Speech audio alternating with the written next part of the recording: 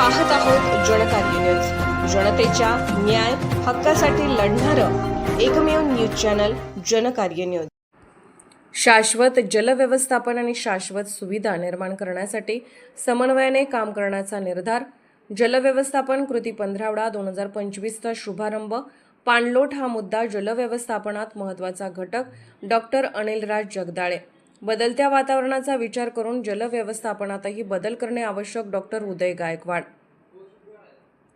जलव्यवस्थापनात कायमस्वरूपी पर्याय म्हणून योग्य सुविधा निर्माण करण्याबरोबरच शाश्वत जलव्यवस्थापन आणि शाश्वत सुविधा निर्माण करण्यासाठी समन्वयाने काम करण्याचा निर्धार पाटबंधारे विभागासह सर्व सहभागी शासकीय विभाग, तज्ज्ञ, मार्गदर्शक आणि शेतकरी गटाच्या प्रतिनिधींनी केला।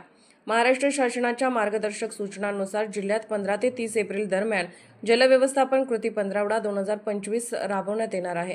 त्याचा शुभारंभ शासकीय विश्रामगृहातील सभागृहात करण्यात आला।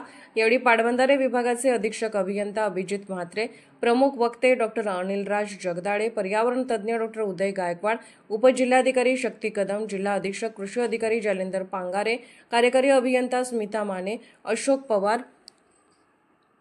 देवप्पा शिंदे, उपअधीक्षक अभियंता संजय पाटील यांच्यासह शेतकरी प्रतिनिधी उपस्थित होते। पर्यावरण तज्ज्ञ डॉक्टर उदय गायकवाड यांनी रंकाळा तलाव, कळंबा येथून पाणीपुरवठा अशा 150 वर्षापूर्वीच्या वेगवेगळ्या योजनांचा अभ्यास करून तेवढ्या गुणवत्तेच्या व शाश्वत योजनांची अंमलबजावणी व्हावी असे मत व्यक्त केले। शेवटी गटाचे प्रतिनिधी म्हणून बाबासाहेब देवकर यांनी मनोगत व्यक्त केले। त्यांनी शेतकरी आणि प्रशासनाने समन्वयाने काम केल्यास जलव्यवस्थापन शक्य असल्याचे सांगितले। कार्यक्रमाचे आभार कार्यकारी अभियंता स्मिता माने यांनी मानले, तर सूत्रसंचालन प्रशांत कांबळे यांनी केले। कार्यक्रमाच्या शेवटी राज्याचे मुख्यमंत्री देवेंद्र फडणवीस यांच्या शुभेच्छा संदेशाचे प्रसारण दाखवण्यात आले।